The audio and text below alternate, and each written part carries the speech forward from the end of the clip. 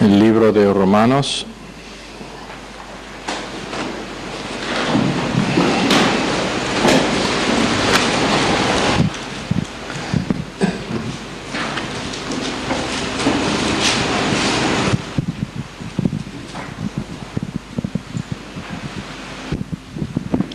Te damos gracias, Señor, por haber podido llegar a este lugar para escuchar de tu palabra, y te pedimos que tu palabra se haga viva por medio de tu Espíritu Santo en nuestras vidas. Que bendigas al pastor y a todos los hermanos. En el nombre de Jesús, amén. Amén, se pueden sentar.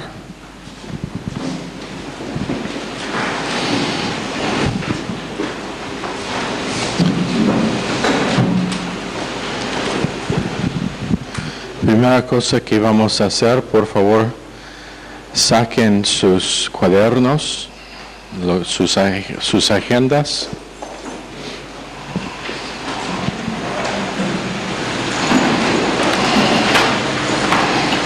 Sacan sus agendas.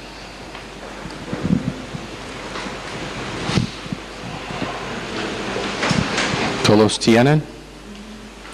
Ok, ahora quiero que den sus agendas a otro alumno, y si es casado, no a tu marido, pero a otra persona en la clase, por favor, cámbienlos entre sí.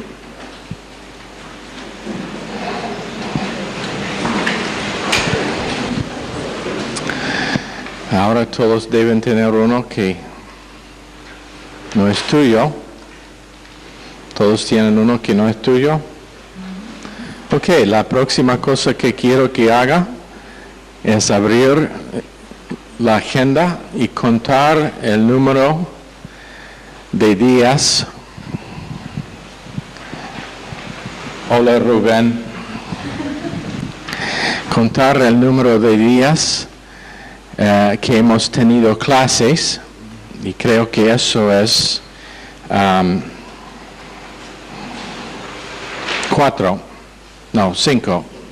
5.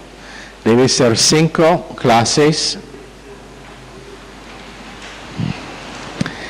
y contar el número de esos 5 para que la persona ha escrito algo. O sea, por ejemplo,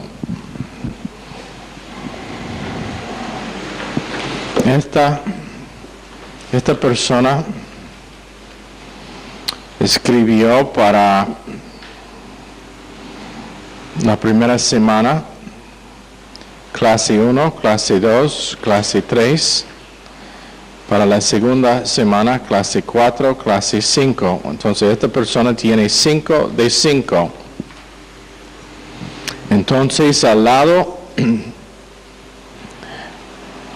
de la clase número 5, quiero que escriban, en este caso sería 5/5. Sí.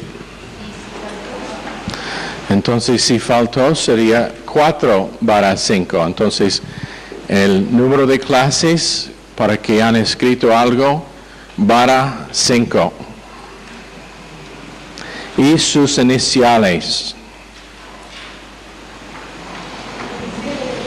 Sus iniciales de la persona que está corrigiendo la agenda. No, al lado de la clase. Entonces, al lado de clase número 5 es donde va a ir.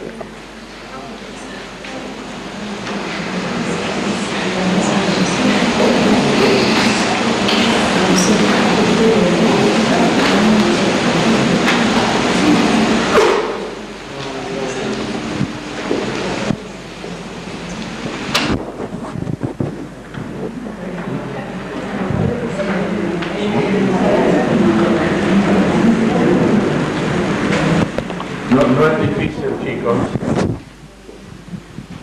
No es difícil. No debe estar mucha charla sobre este asunto. Entonces, aquí es donde van sus iniciales y el número de clase que tiene correcto. ¿Por qué estamos charlando? ¿Ah?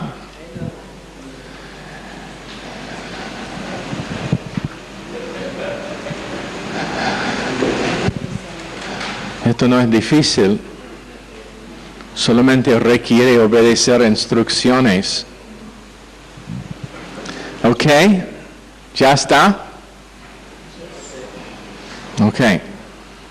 Ahora, si está hecho mal, yo voy a reconocer las iniciales tuyas y voy a reducir la nota tuya para su agenda cuando la próxima vez los están recogidos. Ok, puede devolver a la persona a quien pertenece.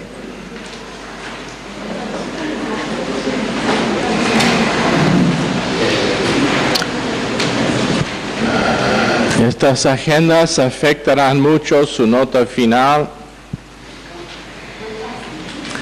Ahora, si alguien viene y dice, escúchame, amigo mío, la otra noche yo no tenía mi agenda, por favor fírmeme, y tú lo haces,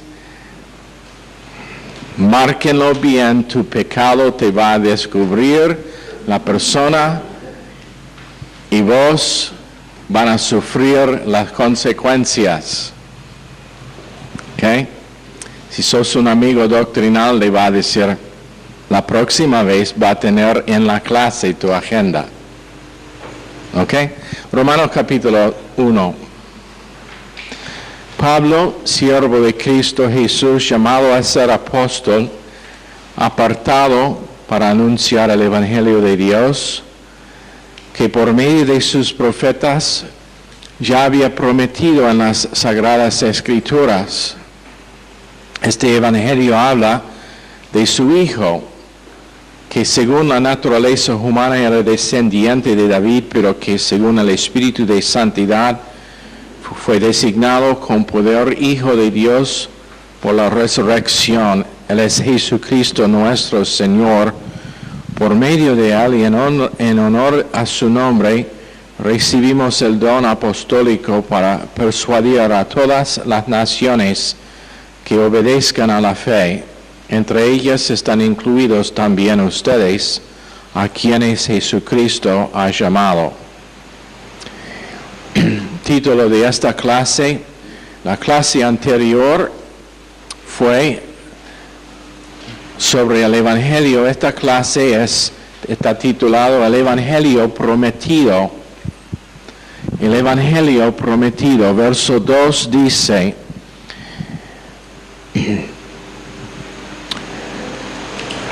que por medio de sus profetas ya había prometido en las Sagradas Escrituras, hablando del anuncio del Evangelio de Dios.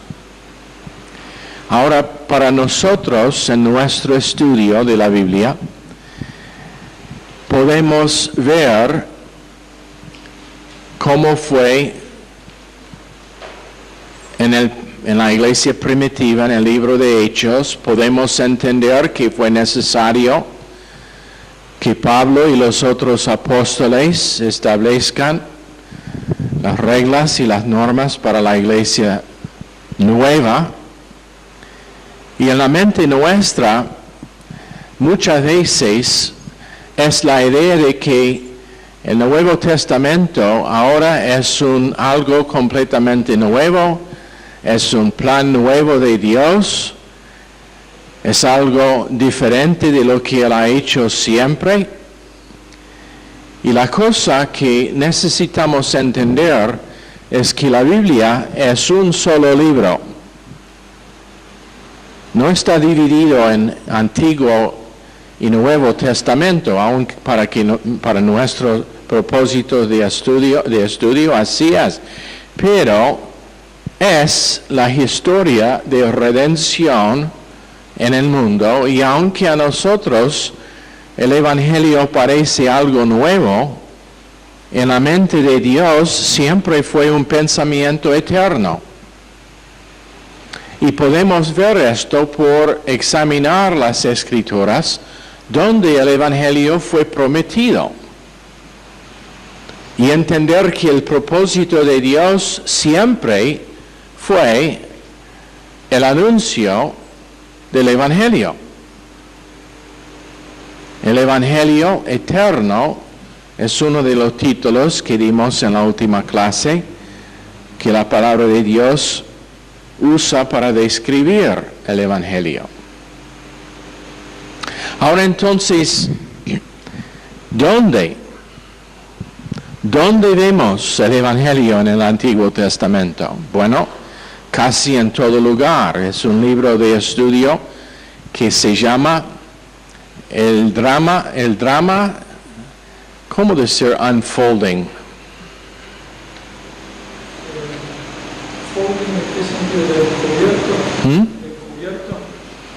No, unfolding. Cuando tiene ropa en una... Desdoblado. El drama desdoblado de redención es el título. Y ese libro sigue del libro de Génesis, cómo Dios ha sido estableciendo el fundamento para lo que leemos en el Nuevo Testamento. El Antiguo forma el base para el Nuevo y el Nuevo es la revelación y el cumplimiento del Antiguo. Y siempre necesitamos entender que la Biblia, aunque estudiamos en partes separadas, el tema y el énfasis es lo mismo en todas partes. O podemos decir que lo que es el fin de cada libro y cada capítulo es lo mismo, aunque su propósito en el momento es distinto.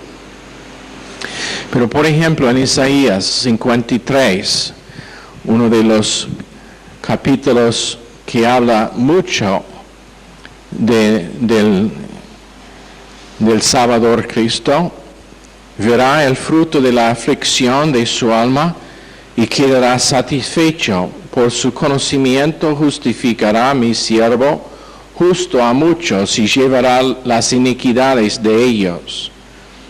Jeremías 23, verso 6.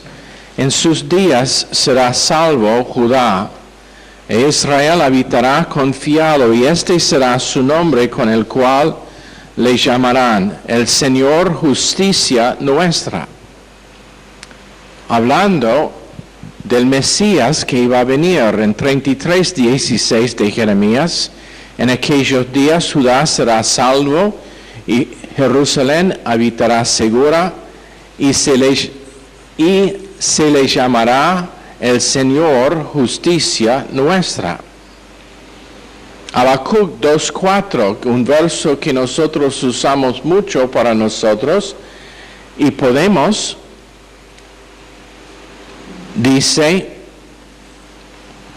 he aquí que aquel cuya alma no es recta se enorgullece, mas el justo por su fe vivirá. Pero ¿quién es el justo de quien está hablando? Hasta ese momento no hubo ningún justo, y aún en Romanos capítulo 3 todavía dice no hay un justo, ni aún uno. El justo que vive por su fe es Cristo mismo. Ahora nosotros podemos apropiar ese verso, porque también nosotros vivimos por fe cuando estamos andando llenos del Espíritu Santo. Pero en Génesis capítulo 3, donde está la primera sombra del plan de redención, verso 15, pondré enemistad entre ti y la mujer, Dios hablando a Satanás, y entre tu simiente y la simiente suya. Anota que él dice simiente de la mujer, no de Adán. ¿Por qué? Porque está profetizando el Cristo venidero que iba a ser nacido de una virgen, que no iba a tener un padre humano. Esta te herirá en la cabeza y tú le herirás en el calcañar. Profetizando el evangelio venidero, pero prometido. Dios lo prometió y lo que Dios prometa, Dios siempre cumpla. En Génesis 49, verso 8, Judá, te alabarán tus hermanos, tu mano en la cerviz de tus enemigos, los hijos de tu padre se inclinarán a ti. ¿Y de qué está hablando? ¿De qué tribu vino Jesucristo? Tribu de Judá. Otro lugar donde vemos en forma profética el Evangelio. Génesis 49, verso 10. No será quitado el cetro de Judá, ni el legislador de entre sus pies, hasta que venga Silo, y a él se congregarán los pueblos. ¿Quién es Silo? Otro título para Jesús. Y entonces la cosa es que necesitamos ver, Pablo estuvo estableciendo aquí en Romanos capítulo 1, primero, el hecho de que él vino para servir, segundo, que él tenía un llamado para ser apóstol, que él fue apartado a ese propósito, y su llamado fue la declaración de algo que no fue nuevo. Esto no fue nuevo. Y anotan, Romanos probablemente es uno de los primeros libros escritos en el Nuevo Testamento, aún probablemente antes de que fueron escritos los Evangelios. Entonces, hubo la posibilidad de gente que dirían, esto es algo nuevo. Hoy en día tenemos un énfasis en lo nuevo. No hay nada nuevo. Bajo el sol, dice Proverbios. Dios ha declarado todo desde el principio y Él conoce el fin del principio. Y lo que Él dice en este libro es lo que Él prometa a nosotros, y siendo que la revelación de las Escrituras es completa, nos conviene lo que nos está prometido. Sabiendo que desde el libro de Génesis Él prometió el Mesías y cumplió esa promesa en el cumplimiento de tiempos en Efesios capítulo 1. Cuando nosotros entendemos que eso es algo que Dios hizo como Él tenía marcado en su calendario, y su alarma puesto para que en el segundo preciso Cristo vino. Cuando nosotros empezamos a entender cuán preciso es el plan de Dios para nosotros y para el mundo en descubrir el Evangelio, podemos empezar a confiarle en los detalles de nuestra vida, que no hay nada, no hay ningún momento en que Dios es tarde, y no hay ninguna cosa para que Dios ya no tiene un plan. Ya está prometido. Todo detalle de nuestra vida está prevista por Dios. No hay sorpresas para Dios. Nosotros actuamos como, otra vez fracasé. Dios probablemente se cayó de su trono. Estuvo tan sorprendido que ahora Él no sabe qué hacer conmigo. Bueno, en el caso mío, yo pienso que Él no sabe qué hacer con ustedes. Eso es un chiste, Flavia. No lo toma personalmente.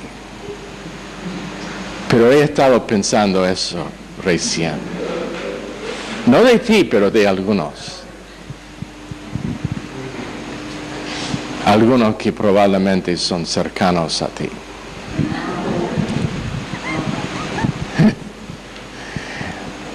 Deuteronomio 18, verso 18. Profeta les levantaré de en medio de sus hermanos, como tú, y pondré mis palabras en su boca, y él les hablará todo lo que yo le mandaré. Otra profecía del Cristo venidero, Salmo 16, verso 10. No dejarás mi alma en el Seol, ni permitirás que tu santo vea corrupción. Y no hubo otro que Jesús para que eso aplique, pero que lo conocen. El único que no vio corrupción que ha muerto es Jesucristo. Aun Lázaro, quien fue resucitado, después murió. Vino un día cuando Él murió y su cuerpo vio corrupción, comida de gusanos. ¿No es eso un lindo pensamiento? El cuerpo nuestro dando a comer a los gusanos para que alguien pueda usarlo para carnada, para pescar. A mí yo no puedo pensar de un fin mejor para mi cuerpo que sea comida para la carnada de pescar truchas. Bueno, yo no voy a tener uso para el cuerpo más. Voy a tener un cuerpo resucitado, glorificado.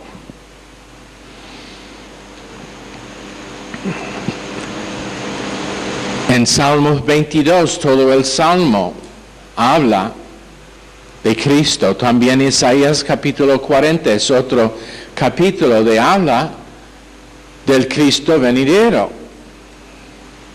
Salmo 110, verso 1, el Señor dijo a mi Señor, siéntate a mi diestra hasta que ponga a tus enemigos por estrado de tus pies. El rey David escribiendo, ¿y de quién estuvo escribiendo? Del rey, de el rey. Él estuvo un rey, pero estuvo hablando del rey. En Isaías 7, verso 14, por tanto el Señor mismo os dará señal. He aquí que la Virgen concebirá y dará a luz un hijo y llamará su nombre Emmanuel. Cumplido precisamente al momento en Mateo capítulo 1, cuando eso fue el nombre dado a Jesús. En Isaías capítulo 9, verso 6, porque un niño nos es nacido, hijo nos es dado, y el principado sobre su hombro, y se llamará su nombre admirable, consejero, Dios fuerte, Padre eterno, príncipe de paz. Y entonces en todas las escrituras es un hilo corriendo de profecía del evangelio que tenemos. Y Pablo está estableciendo el hecho de que él no quiere que los romanos, si sean judíos o si sean gentiles, tienen en mente de lo que él está predicando es algo nuevo. Él quiere que ellos saben que esto ha sido la mente de Dios desde siempre, pero fue en una medida escondido de su entendimiento completo. Ahora revelado, ahora descubierto completamente para que ellos podrían ver de lo que estuvo hablando, pero no descubierto en el sentido de que no existía. Los judíos leyeron estas escrituras, meditaron en lo que era su significado, pero no entendieron completamente. Es un buen cuadro, no me acuerdo dónde está, puede ser en el fin de la Biblia Thompson. Es un dibujo de un profeta que está mirando sobre unas montañas. Y él puede ver ciertas cosas, pero la cosa que él no puede ver es lo que está escondido atrás de las montañas. Entonces el profeta profetizó lo que él vio en los colmos de las montañas, pero no podría ver la parte que fue escondida en las valles, que todavía fue la mente de Dios. Entonces Dios usó hombres para dar profecía, para establecer que el Evangelio fue su propósito desde siempre, no descubriendo plenamente a ellos, pero poniendo en lugar lo necesario. Te doy un ejemplo. La ley de gravedad ha existido desde siempre, pero solamente fue dado definición por Newton. Quien, espero que conocen, fue un creyente. ¿Sabían eso? Me imagino que la ley de Newton está enseñado en toda escuela pública en todo el mundo, pero no está enseñado que él fue un cristiano. En Daniel, capítulo 9, verso 24, 70 semanas están determinadas sobre tu pueblo, y sobre tu santa ciudad para terminar la prevaricación y poner fin al pecado y expiar la iniquidad para traer la justicia perdurable y sellar la visión y la profecía y ungir al santo de los santos. Otra profecía hablando precisamente del Mesías. Las 70 semanas de años, 69 fueron cumplidos precisamente al momento cuando pasó la cruz, y la última semana todavía está esperando a cumplir cuando empiece la tribulación. Daniel 9, verso 25 dice: sabe pues y entiende que desde la salida de la orden para restaurar y edificar a Jerusalén hasta el Mesías príncipe habrá 7 semanas y 62 semanas, y volverá a edificar la plaza y el muro en tiempos angustiosos, y después de las 62 semanas se quitará la vida al Mesías, mas no por sí, y el pueblo de un príncipe que ha de venir destruirá la ciudad y el santuario, y su fin será con inundación, y hasta el fin de la guerra durarán las devastaciones. Otro lugar donde podemos ver precisamente lo que Dios tiene planeado, y si lo quiere estudiar profundamente casi al día, puede ver cómo Dios ha cumplido esa promesa. Pero quiero cerrar con Isaías capítulo 53, para que veamos lo que es que Pablo está haciendo aquí. ¿Y por qué es esto importante a nosotros? Porque menos que tengamos en mente el entendimiento de que el Evangelio ha sido desde siempre el plan de Dios, caeremos en mala interpretación de algunas de las Escrituras, especialmente del Antiguo Testamento. Y nosotros vamos a empezar como algunos diciendo que la ley fue un periodo en que Dios estuvo tratando con gente para su aprobación conforme a lo que ellos hacen. No, su plan siempre ha sido el Evangelio.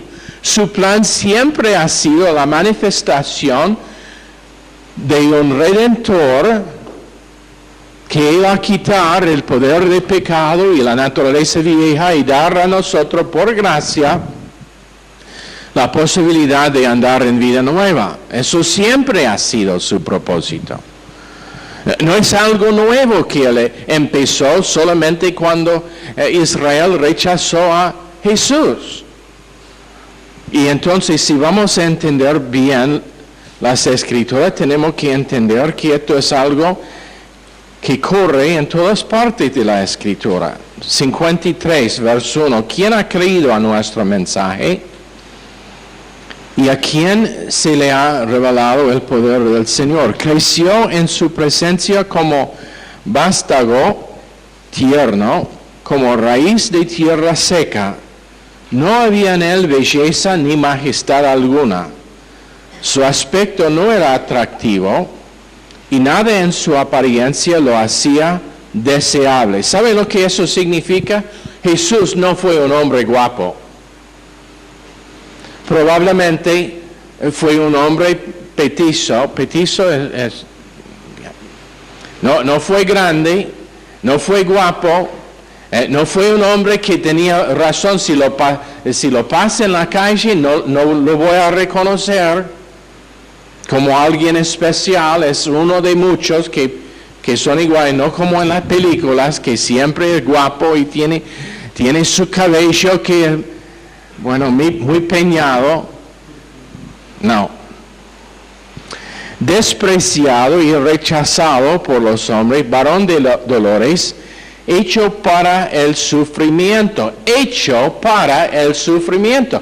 En otras palabras, Dios lo hizo para sufrir a Jesús. fue profetizado, no fue una casualidad, no fue algo afuera del control de Dios, es algo que Él sabía desde el principio, que era la necesidad de un Redentor y tenía un plan para enviarlo y lo hizo para sufrir. Fue el plan de Dios para sufrir, que Él sufra. Todos evitaban mirarlo, fue despreciado y no lo estimamos. Ahora, para nosotros que vimos a la película La Pasión de Cristo, eso probablemente fue como pasó la crucifixión. Pero tengo un problema. Tengo un problema con esa película. ¿Sabe lo que es? Nosotros podemos mirar esa película y no nos, desagrada tanto que podemos dejar de mirar. En actualidad, la crucifixión de Cristo fue tan horrible que la gente no podría ver cómo era el estado de su cuerpo. Ni se podría reconocer como un ser humano. Tan horrible. Fue profetizado. Ciertamente Él cargó con nuestras enfermedades. Él cargó con nuestras enfermedades y soportó nuestros dolores, pero nosotros lo consideramos herido, golpeado por Dios y humillado. Él fue traspasado por nuestras rebeliones y molido por nuestras iniquidades. Sobre Él recayó el castigo, precio de nuestra paz, y gracias a sus heridas fuimos sanados.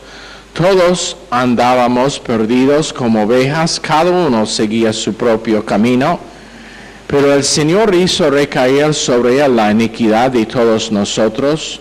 Maltratado y humillado, ni siquiera abrió su boca, como cordero fue llevado al matadero, como oveja inmundeció ante el trasquilador, y ni siquiera abrió su boca. Después de aprehenderlo y juzgarlo, le dieron muerte. Nadie se preocupó de su descendencia. Fue arrancado de la tierra de los vivientes y golpeado por la transgresión de mi pueblo. Se le asignó un sepulcro con los malvados y murió entre los malhechores, aunque nunca cometió violencia alguna, ni hubo engaño en su boca. Pero el Señor quiso quebrantarlo y hacerlo sufrir, y como Él ofreció su vida en expiación, verá su descendencia y prolongará sus días, y llevará a cabo la voluntad del Señor. Después de su sufrimiento verá la luz, quedará satisfecho. Por su conocimiento mi siervo justo justificará a muchos, y cargará con las iniquidades de ellos. Por lo tanto le daré un puesto entre los grandes, y repartirá el botín con los fuertes, porque derramó su vida hasta la muerte, y fue contado entre los transgresores. Cargó con el pecado de muchos, y intercedió por los pecadores.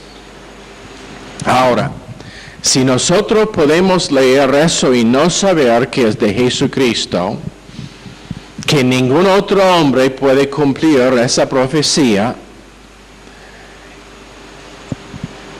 y concluir que la Biblia está dividida en dos, una parte que aplica a tiempos antes de la cruz y otra parte que aplica a nosotros, nuestra forma de estudiar las Escrituras es muy errada.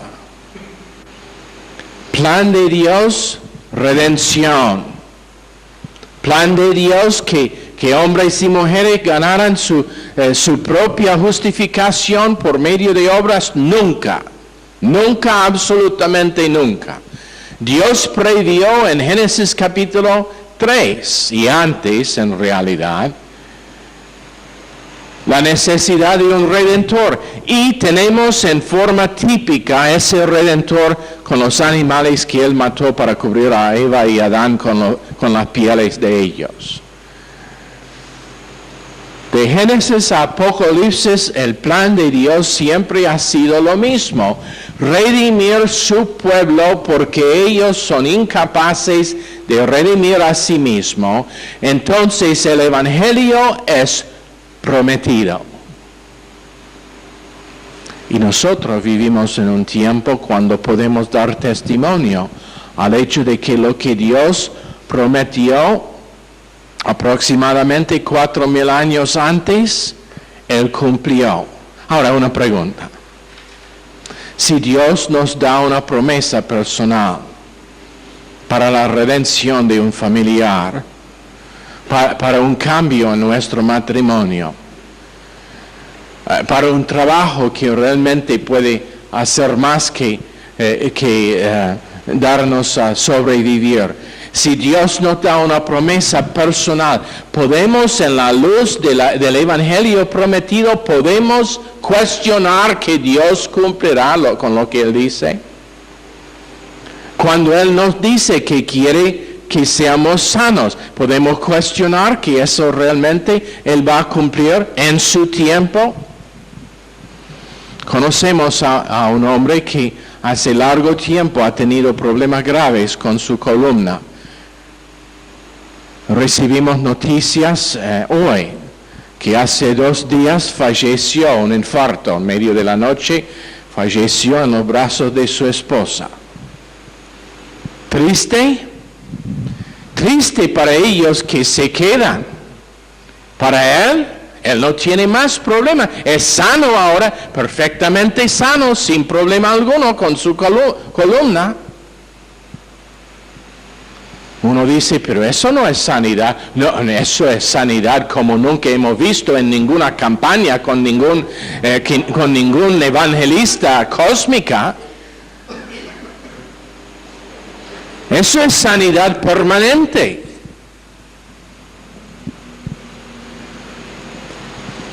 Ahora, cuando Dios profetizó que iba a ser un evangelio, un salvador, uno que iba a quitar el pecado de este mundo, Él no dijo cuándo. Y no nos dice cuándo para las promesas que nos da personalmente. Pero la seguridad es que Él cumplirá lo que Él ha dicho. ¿Está bien? Entonces, dejan de preocuparse por detalles de vida. ¿Sabe por qué a veces Dios prolonga los detalles que traspasamos? ¿Saben por qué? Está esperando hasta el fin de esperanza natural y que entra en esperanza sobrenatural, derribando su confianza en lo que Él ha prometido y no en lo que puede ver. Señor, bendice esta clase a cada persona. Bendícenos, Señor, con el entendimiento de lo que Tú has prometido en Tu tiempo y conforme a Tu plan, que a veces no entendemos perfectamente. Tú vas a proveer lo que necesitamos. Por favor, Señor, bendice cada alumno y las clases que siguen esta noche en el nombre precioso de Jesús. Amén. Están despedidos.